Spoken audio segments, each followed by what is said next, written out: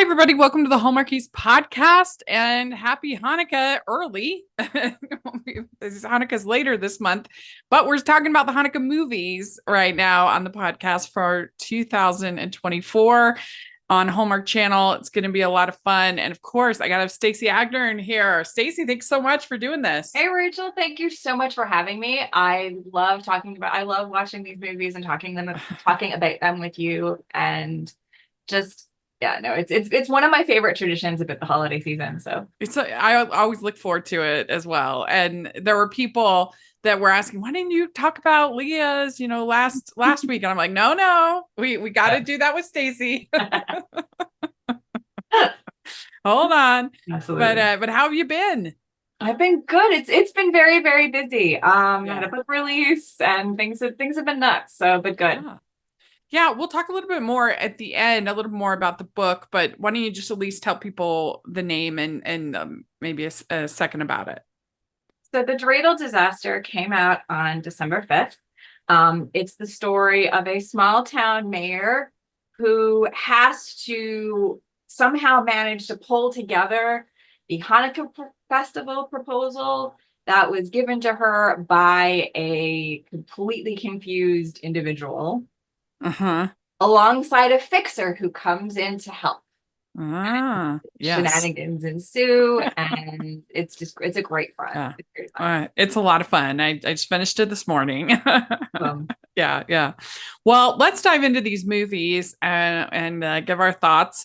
The first one that we're going to talk about is Leah's Perfect Gift, and this aired on the 8th, and it stars Emily Arlick and Evan Roderick, and director Peter Benson, and writers Catherine Beck and Emily Fox.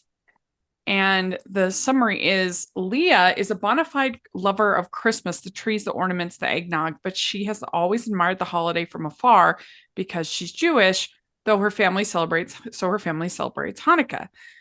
Leah has longed to experience a traditional Christmas. When her boyfriend Graham invites her to spend the holidays with his classic Connecticut family, she eagerly accepts, excited to dive into quintessential Christmas she's always dreamed of. Leah quickly discovers that fitting in with Graham's uptight family and his not so welcoming mom is easier said than done. As holiday traditions clash and awkward moments pile up, it is not quite the cozy Christmas that she expected. So there's a lot to unpack there, and we will. Yeah. But overall, what did you think about this one?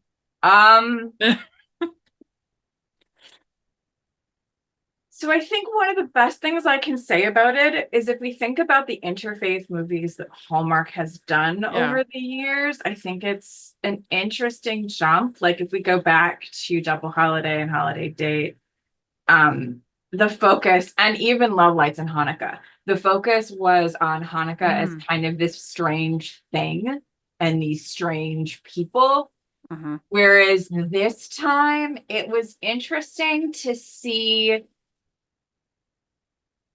the Jewish family as kind of like the emotional ideal. The way to get Christmas family. Yeah. The way to get there was not so great. Yeah. But and that made it very, very difficult to after a certain point to watch. Yeah. There's a lot of interesting things to talk about this one. I'm very curious for what you have to say, because a lot of people will immediately just say like, oh, why are they doing a Chris Hanukkah? Like, why are they combining both the holidays? They shouldn't do that. I don't necessarily agree. I think that you can tell an interfaith story, as you suggested. But the problem that you have is that basically Hallmark and others have completely divorced Christianity from Christmas, as far as in the portrayal on 99% of the movies. You almost never see any kind of Christian worship going on, unless it's a Dayspring movie or a rare exception. Yeah, maybe you might see a nativity, but that would be about it. There's just no mention of like Luke 2 or any of the of Christ or Christianity. It is completely secularized, which is fine. I have no problem with that. But the problem is that when it's not an interfaith movie, because it's combining something completely secular with something that's pretty religious. Like Hanukkah has not had that same experience of being like being secularized. Well, you also, right? one of the things that I think a lot about, sorry that I'm jumping. No, please. I think one of the things that I think about a lot in regards to Hanukkah, and it's kind of one of the reasons, and it kind of goes also back to why I like to write Hanukkah stories, is that when you talk about the more serious religious aspects of holidays within Judaism, Hanukkah is not one of those holidays. So, like, you have more serious religious holidays in Hanukkah than Hanukkah. You have Yom Kippur, you have Passover, you have Rosh Hashanah, you have the serious, like, come home for holidays. Whereas Hanukkah is not that. Hanukkah is a nice, lovely holiday, but it doesn't, like, when you add the religious impact to Christmas, it doesn't have the same religious impact. Culturally, they do. So they match that way.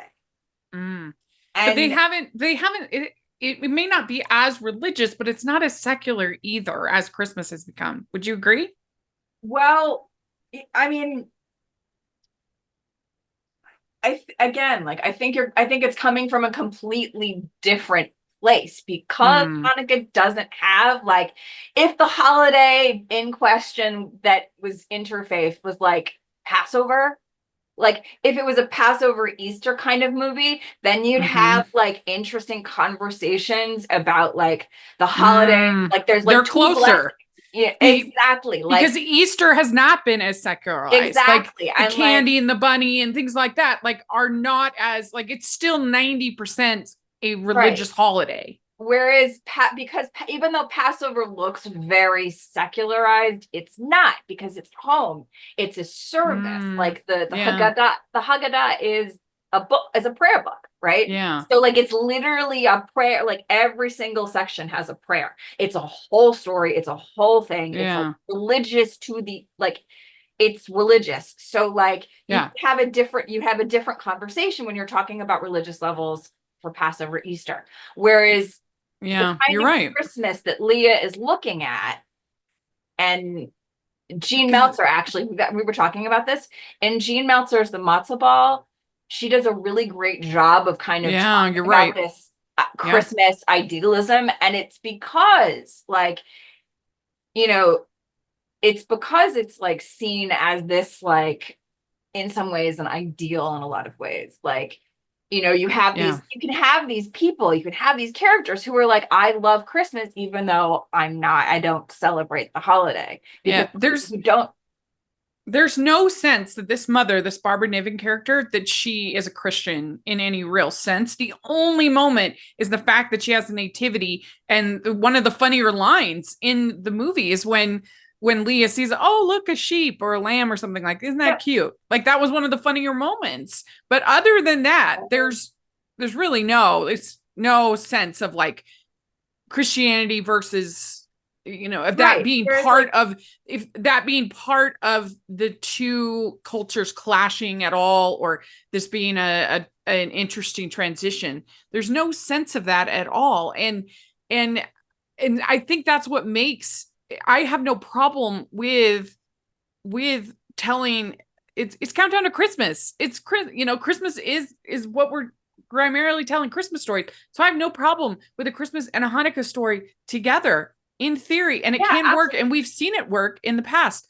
But the problem is, it's very hard to make the two holidays blend well in a way that isn't kind of demeaning to one holiday or the other. And I'm afraid that this one definitely tipped the balance and was just, it was just cringe. This movie was cringe. It was so hard. Like, and it was just it was just so hard for me to watch, because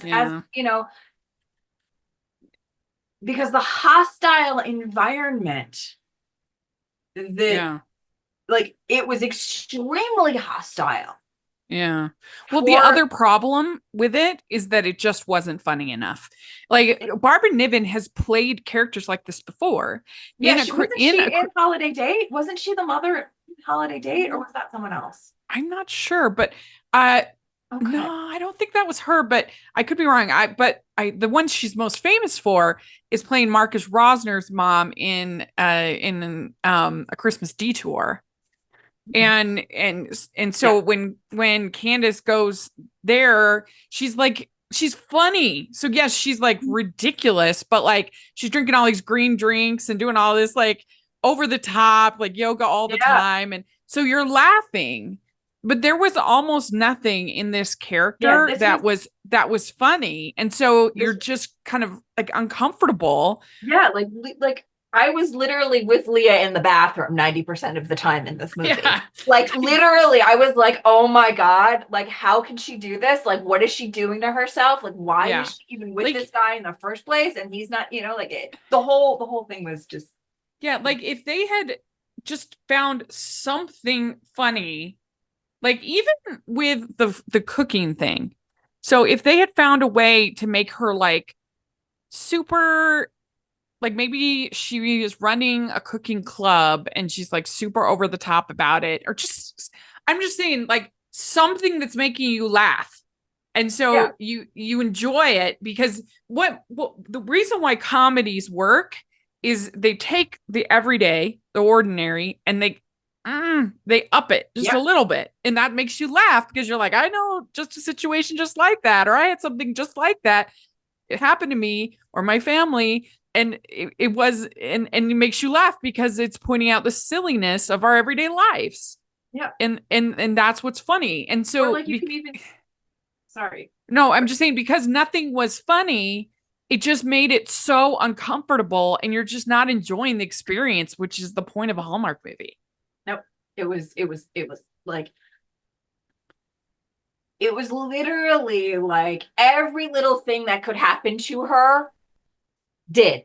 Like every single part of this movie was painful for me to watch her. And the thing is, like, Yeah. the experience that I could remember that we're talking about things that make things funny and like you can identify with. The things I could identify with made me want to hide under the couch and turn the channel because it was like, oh my God. Like Yeah. there was no sense of like, Because what? even things like the cooking was just sort of uncomfortable and like, Oh, oh, you don't want to feed your family enough. Like it wasn't funny. And so it was just kind of like, what? And and like the yeah, incident with the ex-girlfriend and like the I mean, another contrast, again, a movie that I don't think really works that well is The Christmas Contest, another one with Candace, where uh-huh. Barbara Niven, she was literally like an insane person in that movie. Yeah. She's like crazy. And then there's this whole scene with Candace like destroying the Christmas tree and freaking out. And like Yeah, like it's over the top. It's silly. That's what you need for something like this. whereas when Leah like destroyed like had that moment in the boutique in the town and like things like broke and fell, like it was painful. Like It was painful. Yeah, you're absolutely, that's another good example. like Like that and they just kept bringing it up as if something like it's not a charming moment. It's like no, when none she had of to it pay is. $300 for it or whatever. Yeah, it was the like every single possible way that could make something painful, it was. Yeah, it And really was. It just, I mean, I always say funny saves all, and then and the thing is and like it funny, just wasn't funny. it hurt. Like, and the thing is, like, if it could be had been funny to a degree, like you would have been able to see the beginnings of this family accepting her.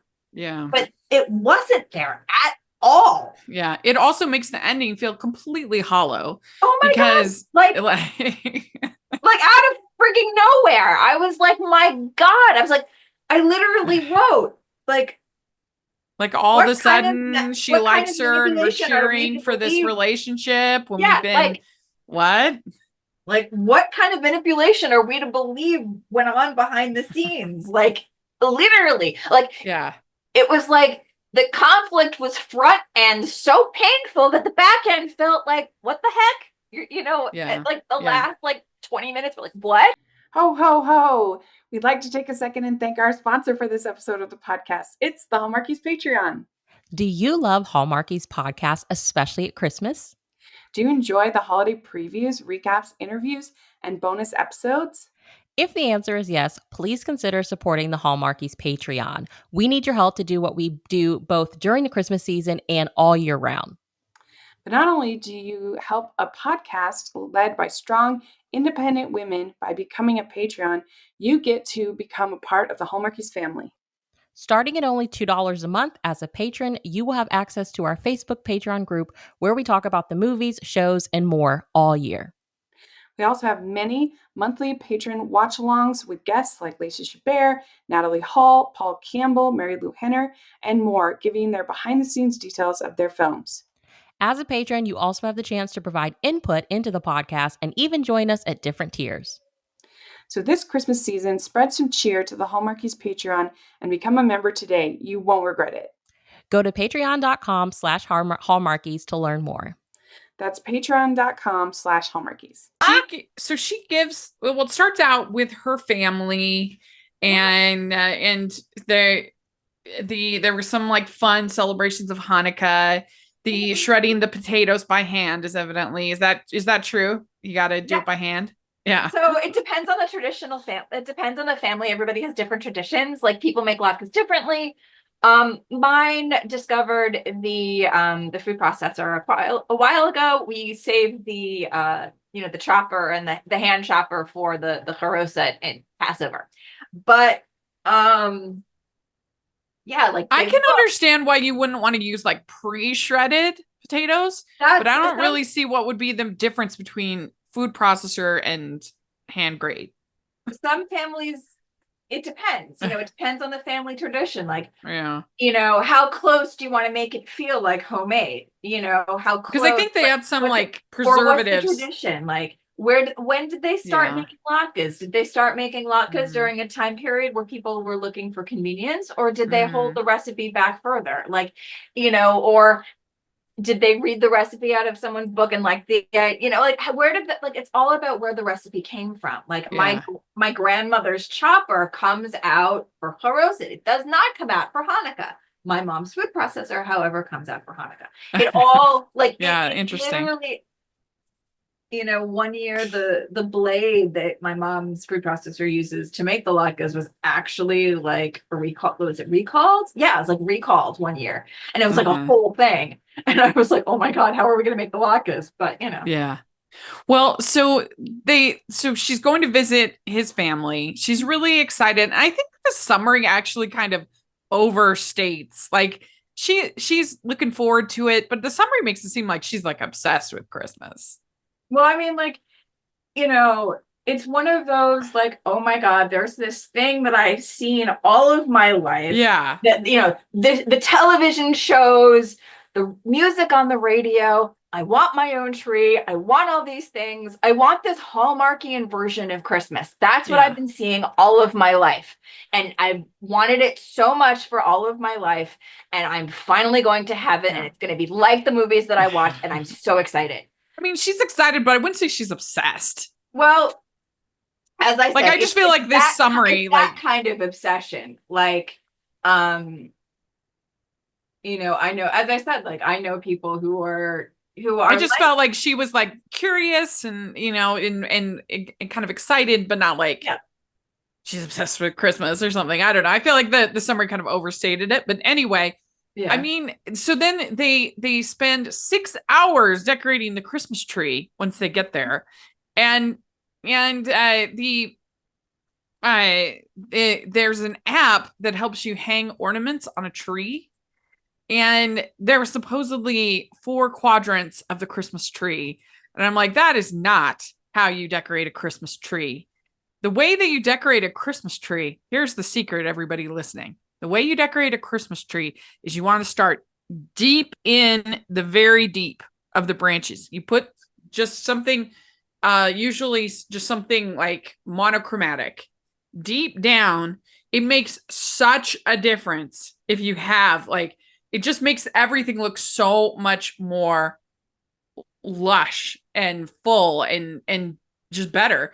And so this is what you do. You put in the bulbs, just monochromatic, deep into the tree, and then you do a layer of what I would call like filler. So like tinsel or icicles or more balls, things like that are a simple color, give you some color. The very last thing you do is you put your specialty ornaments, like your balls and your special. That's the very last thing you do. So you don't do it. Who cares? I mean, aside from the star on top of the tree, it does nothing to divide it into quadrants. That's ridiculous. But I'm telling you, this is the way to do it. Is you do deep, you do filler, and then final specialty. That is how you decorated Christmas tree. So this lady doesn't know what she's talking about. But anyway, I wrote down her ornament system sucks. But so there's like no snacks. This lady, like, it's not only that she doesn't like to cook, she doesn't like to eat. I was just like, what is wrong with this? I was just like literally like half the comments that I saw were like, where's the food? I think Geller, which is one of the many like online Jewish like pop culture kind of places, wrote an article about this movie and said, like, where's the snack?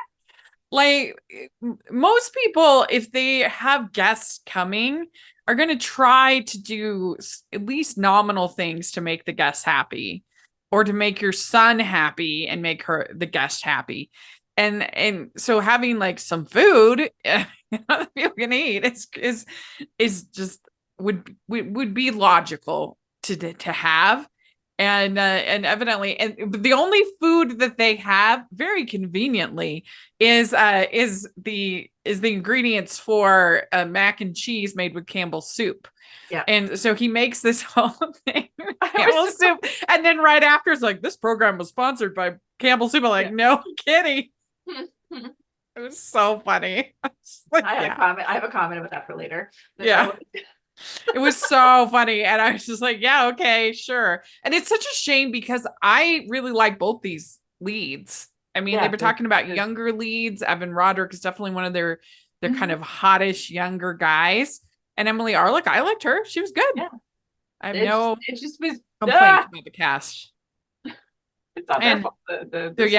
And she gives the mother-in-law this terrarium ornament thing. Little terrarium. I was like, she was some ornament and stuff. And again, it's not committing enough to the bit. Like, it should have been something that like we'd be like, okay, I understand why the mom might not want to put that on her tree. Like something, I don't know, maybe with flashing lights or just something that like she might think, oh, this is so fun. This is Christmas, right? Yeah. But like super like more serious, traditional Barbara Niven would be like, oh, I don't want to put that, maybe like it would have been funny, again, committing to the bit, if she'd gotten like a grandma got run over by a reindeer. Yes, that would have been. That would make you laugh. And then the mom's like, and so like, what do I do with this? Yeah. Yeah. Like, and so you were the thing that you have seen for like 5 years staring at you at the store that you finally have reason to buy. Yeah. Yeah. I've always wanted like, to get that's literally what it is. That's literally what it should have been. Or like my mom hates those inflatable Santas like so much. Oh and God. So like if I was engaged to somebody that got her one of those inflatable Santas, I don't think we'd be welcome for Christmas. She really hates those. Yeah, so much. Like something like but literally like funny. I would like literally be, I don't know, like all excited to get some kind of marshmallowy something. Yeah. Like some kind of marshmallow, like thing of marshmallowy things. And I would bring the marshmallows and I would be all excited because I could eat them. But also, like, it's the thing that I've been staring at for 5 years or 10 years, like, and wanting to like buy. But like her, like being uncomfortable if at a giant inflatable sand, like that's funny. Yeah, exactly. That makes us laugh. Her taking down the ornament that's perfectly lovely and even fit her color scheme for the tree. It's unreasonable. Nobody would do that. Yeah. You'd want to keep the peace in your family enough You would never do that. And so it just feels like, and so you're not laughing like you should be laughing. You're sitting there like cringing, like wanting to go into the bathroom and spend the entire time there and not come out. Yeah. So this is after she takes the terrarium off the tree, is when he makes the emergency mac and cheese with Campbell's. Yeah. It just made me laugh. It was so funny. That's amazing. That's amazing. And she finds this store owner, Christmas store owner person named Trisha. And she basically is like her BFF in this town. I was like, okay. So yeah, then they tried to have like funny jokes about like the Christmas pajamas, but that didn't land again because they didn't commit to the bit. There was nothing funny about, like, because at first they're like, oh, these are so big. But then when she put it on, they were fine. Like, if they committed to the bit and she's having to like tie them on, and barely fit, that could be funny. Exactly. But they didn't. So you're just like, why is she complaining about these perfectly reasonable pajamas? Like, if anything, the funnier bit was when her parents were there and they had the Hanukkah pajamas. That was the best. Like, I was like, finally. And it was just so interesting. That whole, like, I loved that. That was fantastic. She says after having bought like 2 more pairs of Hanukkah pajamas for her birthday. But I think that was really, really nice to see. Yeah. Like that was like, but like, again, like I think that whole beginning, like, you think about the whole beginning section and getting to here, right? Getting to where the mac and cheese and whatever, and you're already mentally comparing how her family treated him and how his family is treating her. That's like true. The whole point of that Hanukkah section was to see, like, it wasn't like, it wasn't the making, like how easily they included him in their traditions. He was like in there, like, sleeves up, like, grating the potatoes by hand. Yeah, like you're right. That's very true. And it's like, you literally cannot help but notice the difference. Yeah. Like, but it was in a way that wasn't funny. And so it just made you feel uncomfortable. Yeah, exactly. Like his was like so heartwarming and beautiful. And this is like, it's true. Again, to the bathroom for the entire Yeah. And so then we have like some various competitions between them. There's the gingerbread house decorating. And like, I felt like she was kind of criticized for doing like a good job. Yes, she was. She like won, and it was kind of like, didn't you want her to win? Like, why didn't you let the mom win? I'm like, what? Like, why if that's a thing, you tell people. It's a custom that mom is supposed to win every year. It's like, there's a bookstore I love that used to have a tradition to like give the employee to a month to a very particular as part of a very particular focus. And it was the same thing, and they were so proud of it. Because it was the beloved dog of the store. And like, everybody knew what the tradition was. Everybody knew why. And again, not to belabor the point, but there was nothing funny about this scene. No. And so if there was something over the top about one of the gingerbread houses, then you'd be like laughing and be like, oh, just like in A Christmas Detour, when Barbara Niven's character is swigging the green drink and being like a crazy person, then you're laughing and it's kind of funny, or like exactly. National Lampoons, with all these everybody antics. Decided if like they had very particular like pajamas or an outfit with a gingerbread person to wear, like if they had very particular aprons to wear for these things, like if it was something, like commit to something, like Again, it was painful. It was like twist the goddamn knife again. And they had the snowman building competition. That wasn't funny. It was just more awkwardness. The freaking ex-girlfriend was horrible. And then they had the snow, but she wasn't horrible in a funny way. Like if you watched Scouting for Christmas this year, their JC Dayton, who we had on the podcast, she plays this rival scoutmaster mom, and she was hilarious. Yeah, hilarious as the bad mom, like really funny and catty and over the top. And this was just like not here. No. This was very much like mom was trying to set her son up with this person who is not Yeah. a girlfriend. And And you can I'm just really- like, oh, lovely. You Yeah, you know? can really tell that these two writers, Catherine Beck and Emily Fox, I'm sure lovely humans, but this is their first project. And you can really tell. You can really tell that it's just not well written, which is a shame. And then we have this party where they're all supposed to dress as a Christmas movie character. And so she has on the Christmas Carolers shirt from Love Actually. Love Actually, What? which funny, you know. Yes, that's very funny. And he's like dressed as Scrooge, I think is the idea. Yeah. And I forget what Barbara Niven's dressed up as, what character, but Kind of like old timer character with like a black dress was my yeah. memory. But it Because- wasn't like that funny. And then they have the most miraculous conversation on the planet, and I'm like, what? That would have made that scene funny is if like Barbara Niven had been dressed up as the Grinch or just something ridiculous. Like, Yep. That would have been Or funny. like, if the whole thing had been funny and that moment was serious, it would have been fine. But this was literally Right. like, You're right. like Yeah.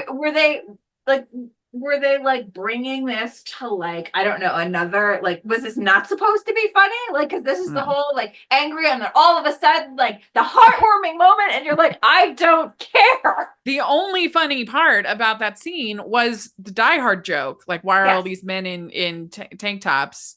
And we're not having this conversation again. That was like a little bit funny. That was like the only like joke I think in the entire movie. and it is kind of bizarre that was like a thing this year for Hallmark. I think probably just by chance, but it was the 5th mention of Die Hard this season. I love that. Actually, it was kind of interesting. Like this is the first year that I have seen the conversation where it's like, it's a Hanukkah movie, and I was like, Oh, really? I haven't heard that one. That's funny. It is like, a Christmas fighting against movie. all People are, odds and whatever, and I was like, oh my god. and so he also gives her a gift basket, which I have to say, I'm like a huge gift basket person. Mhm. Like if anybody's out there that wants to like send me a gift basket, you'll be my favorite person, because I love like all the little packages and all the little like trying all the different treats and fancy pears, all that stuff I love. So Yeah. I would be pretty excited about this gift basket, but she is definitely not. And she keeps looking in there trying to find something that looks ring like jewelry box-ish. Yeah, I was like, oh no. And she says, this is not at all what I had in mind. And he says, maybe that's a good thing. So then finally he talks to his mom. Leah's good for me. Be more flexible. And then he also tells his dad that he doesn't want to come back for the bank. And it was just kind of funny to me because like, only in Hallmark would the like with the young corporate executive be like the good person for being like, but I'm not working for the bank. Yeah, I don't want to You know what work. I mean? Yeah, it's so Exactly. funny. Like, no, I don't want the family tradition of working at the bank. Actually, this makes me think of, what is it, Pride, Prejudice, and Mistletoe, where like, where she comes to her dad, where like they have that whole conversation. Yeah. Oh no, you're not going to work for the bank. Yeah. I'm devastated. Yes, I want to work for your investment firm as opposed Yeah. to the local investment firm in the city. I'm going to instead work for this investment firm. That was made me laugh. That was hilarious. But then the mom gets all upset, and then she has this whole conversation with Leah. I like you, I admire you, but I'm not the best with change. Again, it just felt It was cringe like- because It's too little, too late, and like, sorry. no, I agree. It's too little, too late, and it's just not been funny enough. Like, Yeah, and it's like it's like if it was, again, if you could see like in the behind the scenes of like the humor and the fun, like that there's this movement towards her, great. But this 2 minutes, totally not enough. And then of course, like I literally was just like, and then after this, like there was no conflict, nothing, zero. Yeah. What? Absolutely. It did not work. And I don't even like cooking. No kidding. We all know that. Exactly. So then if you don't like cooking, then you figure out other solutions for your family so that they're not starving. Like no Exactly. food is not the acceptable answer. Nope. Then the thing is people will say I'm a terrible cook, and some people are certainly better than others. But I do believe the key is you find 7 recipes that you can make, and you're done. Like, I mean, and then you can build off of there. Or But be very comfortable with using K-Cap. Find 7 recipes that are edible, that you can execute, that you can make. And if you can have 7 recipes, you'll be fine. And you can mix them up, have them at different times during the month. You'll be great. You don't need to be a great cook at everything. Sandwiches and things like that. Like, there are ways to get around it. And like, you don't have to, like, there are ways to get around not being able to or not liking cook. I burn water. So like, you don't want me anywhere near a stove. And then she's like, I'm sorry, the terrarium is just not my style. No shit. Yeah. But I mean, it just runs flat because again, if it had been like a grandma got run over by a reindeer like ornament, then I'd be like, okay, I get it. But like, it's a perfectly respectable. Yeah. I don't know. It didn't work. No, it did not. And like, on any level, it did not work. So then her parents are there, and she's like, why are my parents here? And then he ends up proposing, and he asks her in this letter to Santa Claus. And then they go to Chinese, and everybody's Christmas will always be perfect as long as I'm with you. I did like that. Somebody on Letterboxd, they said, why does the dad hate that his son opted for the white collar middle class job of software development instead of baking?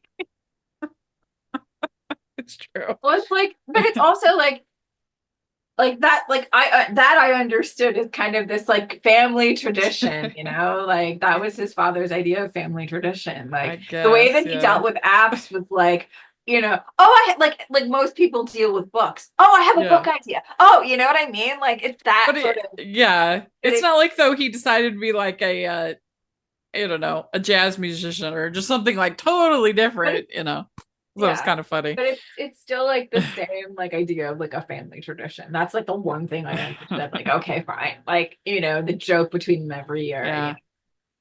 And in the end, like I said, funny saves all, and lack of funny destroys all. This just wasn't funny. Yep.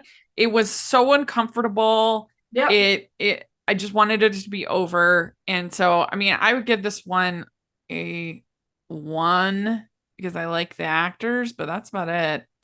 I thought it was definitely, without a doubt, the worst movie of the year.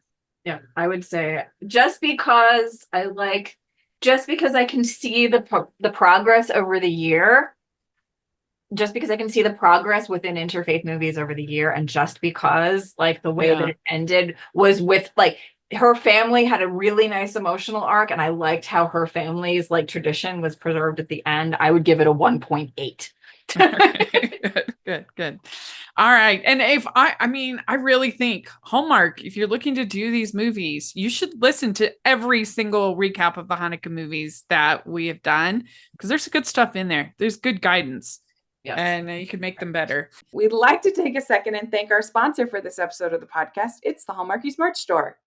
Are you looking for that perfect gift for the postable, hearty, or Hallmarky in your life?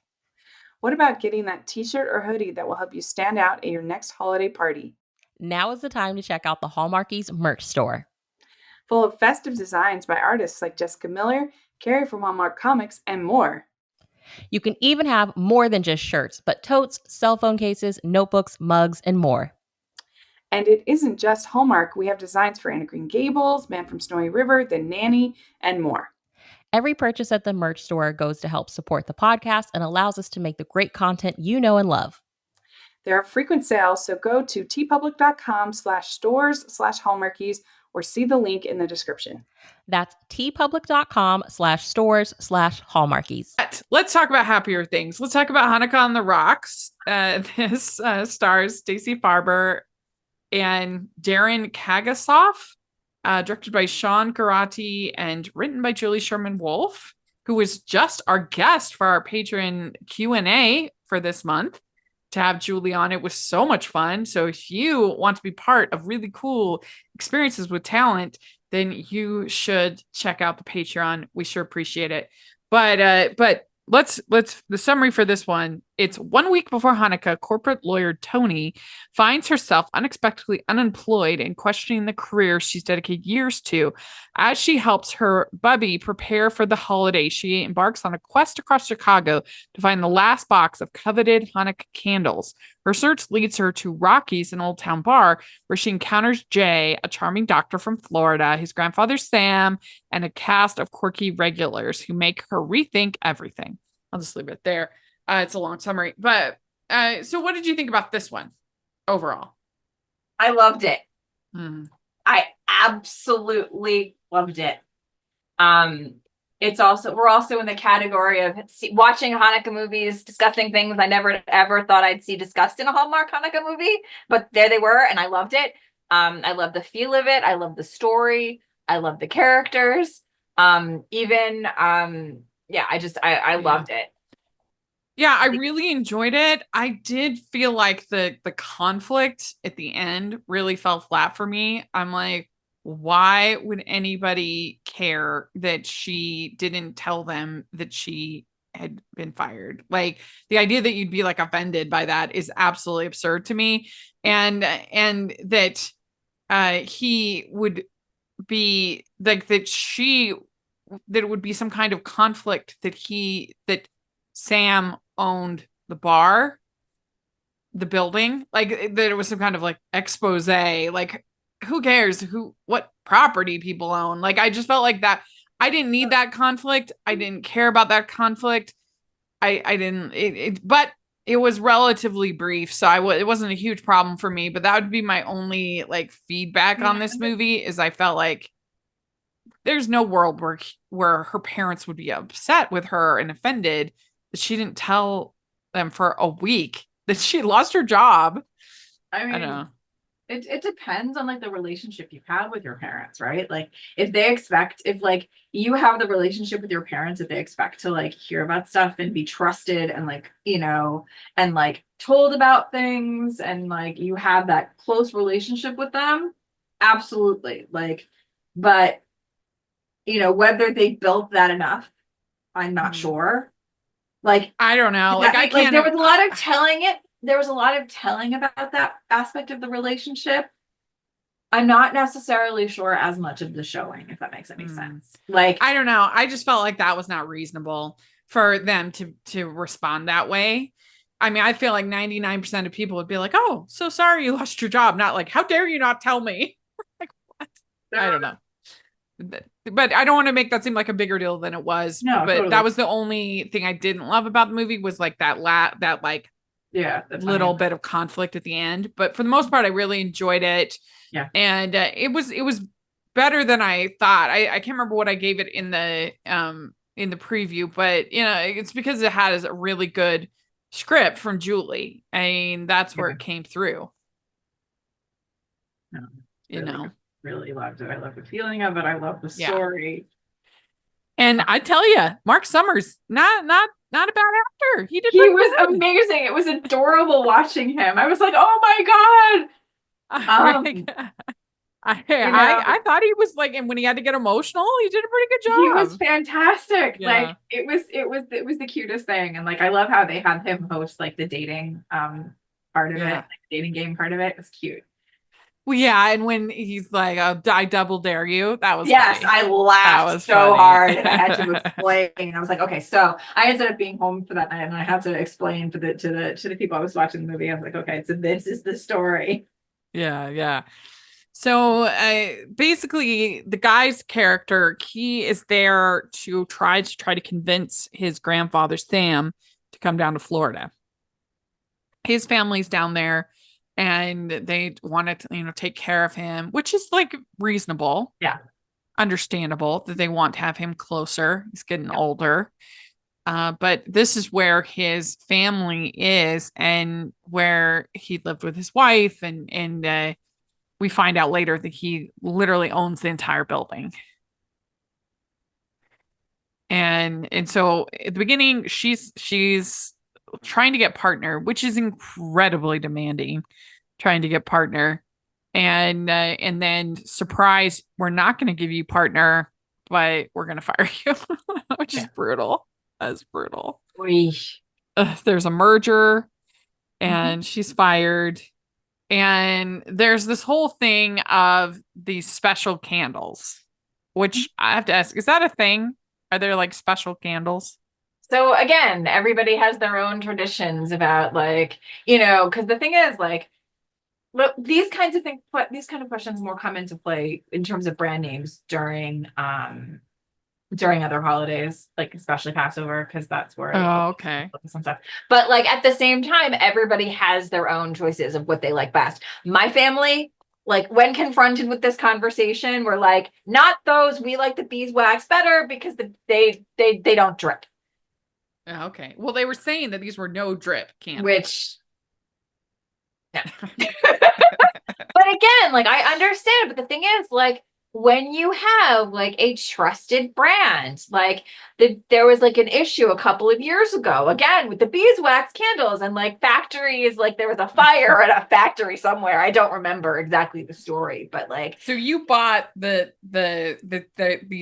you bought that element of the story of these special candles. Oh, absolutely. Yeah, I absolutely bought it. I mean, my God, like the conversations about which matzah brand to buy every year. Holy crap. No. I mean, for me, like it went through the window. Yeah. The second I found the gluten-free version that I like the best. But like at the same time, like every family has tradition, right? That's like one of the big things about it. Like every family has their own traditions, like what they like, what works, and people like to stick with what works. Yeah. Well, it's interesting I liked her character growth, and I think Stacey did a good job portraying the character because she goes from being pretty invested in this job to all of a sudden, like she's free from that, and everything that she thought was important is gone. And so you really saw her kind of evolve. Yeah. Which I liked. And so that was nice. They have like a really cute meet cute at the grocery store. A place when there's only one box of candles left and he gets the last box. She only gets 2. And I liked some of the side characters were really fun. The bartender flirting with the patron, Anthony, I think his name was, and Lottie, I think was her name. Yes. That was real cute throughout the whole thing. No, I found that absolutely adorable, that like secondary romance. They're like, dude, you're trying too hard. Yes. Like, okay. I also liked when the grandma says that I've forgotten that you have a lower torso. That was a good line because they're used to zooming. Yeah. That was a good line. I thought it was cute when her nephew is building all those forts. Oh my God, he's building the forts, but also I loved the various like passwords. Like, okay, are you a stranger? Are you actually someone I can talk to? And she says it's nice to be around nice people. And they did create like a real genuine comforting feeling about this bar. Yes. A place she would want to be at.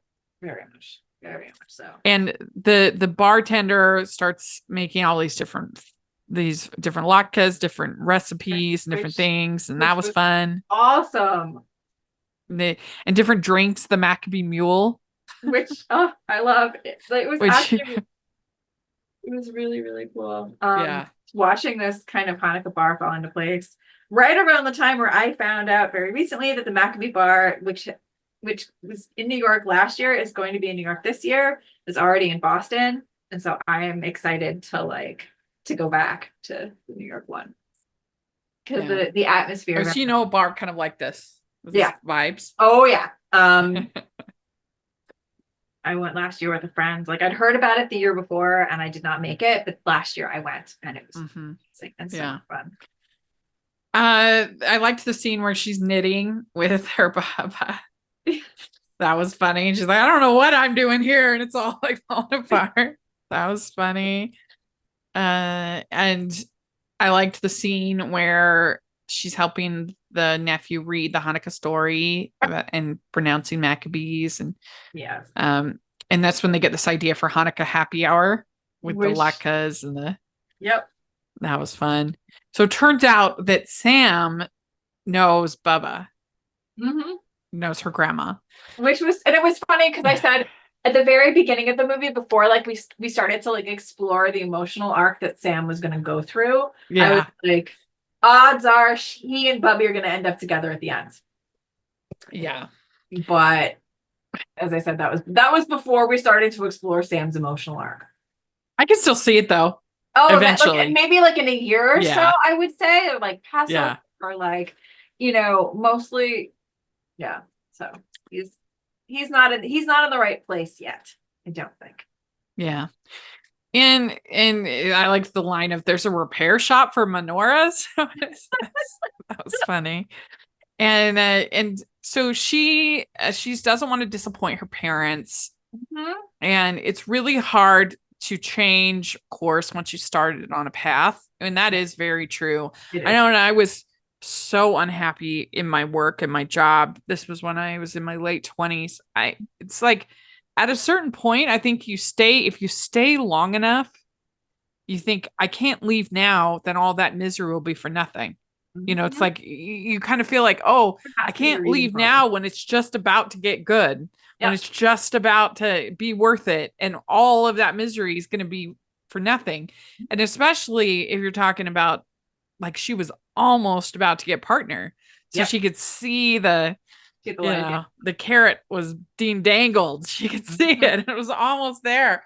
And so I got that. That is very true. It's hard once you kind of get and then realize like, oh my gosh, I'm so unhappy. I have to do something. It's hard. I got that. Then she had the guilty pleasure drink. It was called. It was the gold flakes. Yes, the guilty pleasure. I loved that. That was awesome. That was funny. I love the names of those drinks. I love. And then they were basically playing Never Have I Ever with donuts. Mm-hmm. That was funny. As a side note, I think around this point they started to use the Manischewitz semi-regularly, and I wondered where that product placement was. Oh yeah, right. Where like they had the commercial for Campbell's right after, and I was like, "Where's the Manischewitz commercial?" Yeah.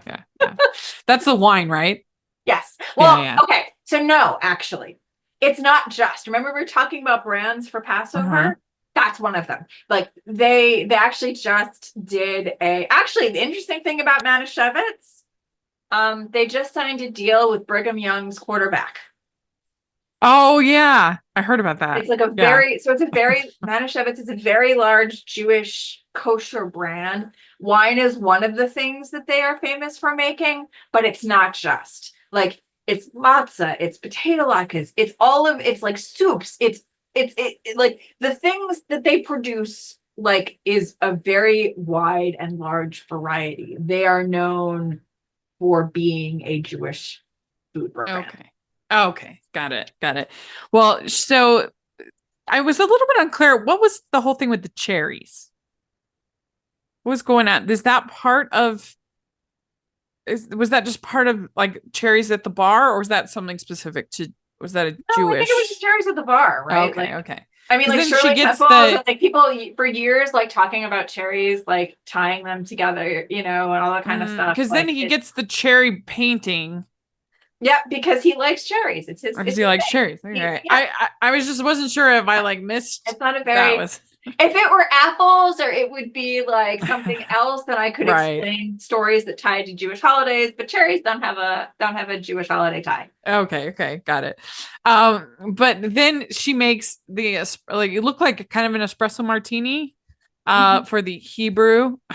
Yes, which had coffee in it. That was funny.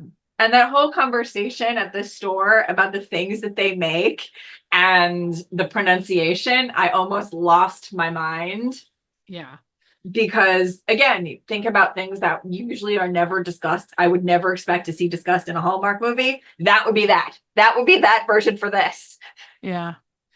So then Sam has this conversation with her and saying, I need your help with the state law because I own this building, basically. Yeah. And then the guy, I forget his name, is upset because she found out about it the day before and didn't tell him. So, which was one of the things that I was kind of annoyed. The one little tiny thing that I was annoyed at was that, like, the way that she handled it, I was kind of like, like he wasn't telling her as like a person. He was telling her as a lawyer. He was asking for legal advice. Yeah. You know, and words like, if people are asking me for legal advice, it is confidential. Right. It's confidential, and he should know that she couldn't tell him. And yeah, absolutely. That was my one little, because I was like, you're not saying the right words. It's not like some betrayal. How dare? Yeah, I wrote down, this is unreasonable. He's mad at her about secrets. I'm like, come on. It was just, she literally found about it yesterday. But anyway, but Sam, he doesn't want to leave. He doesn't want to go. And that's the larger problem. And they're like, well, what about you? Do you want to leave? Do you want to go back to Florida? And he's like, no, not really. Which was nice. And Sam says, I'm going to give this building to you, basically. Yeah.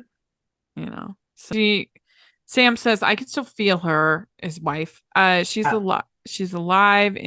And it reminded me of what's on the dreidel. You changed everything. You are the light we were looking for. That was a nice moment, and I thought pretty well acted. It was really nice, but also kind of terrifying if she wasn't already all in. Like, to hear that from someone, I was like, oh my God. Like, we're talking about stuff that we identify with. Unfortunately, I identify with that in a not so great way. That's true. That's true. You do have to kind of embrace the hallmark of it. unless she wasn't already all in. That is pressure. Yeah, that's true. That's true. Ton of pressure. Tori, you were our miracle. Yeah. Yeah, so that was very sweet. And then the guy, he says, I thought I would change his mind, but he changed mine. And they're like, well, what are you going to do? It's the easiest decision I've ever made in my life. Yeah. And I do like that, because one thing that annoys me in Hallmark movies is when they act like people living in different places is a unsurmountable. Oh God, it's always like, there's nothing that we live in different places. That has always driven me nuts. But one of the things I kind of loved, I have to say, is that this was in a city, right? This wasn't like going from one city to like a smaller town. This is going from one city to another, right? Like the hospital, like he was living in a city in Florida, Jacksonville, right? Or something like that, from what I gather. And then he was moving to Chicago. Like that, yeah. There are hospitals in Chicago. Like, it's right. He's a doctor. He can figure it out. Thing and stuff. And yeah. Plus, like a large portion of Florida people spend most of their time or a lot of their time in New York and Florida. So it's not like exactly. That would be unusual. But so Lottie ends up loving Anthony's book. She reads it and she loves it, which was cute. And there's like, it's all about us, isn't it? It's adorable. That was cute. And it turns out Sam has the last box of Cohen candles. He's been saving them for a special occasion. So that way they have the last two of the set and they're able to do it. So I really did enjoy this. I would probably give it a 4 out of 5 crowns. What would you give it? So again, like that whole conversation about pronunciation and about the stuff, that gives it a 4, and I would say 4.5. Very good. Very good. Yeah.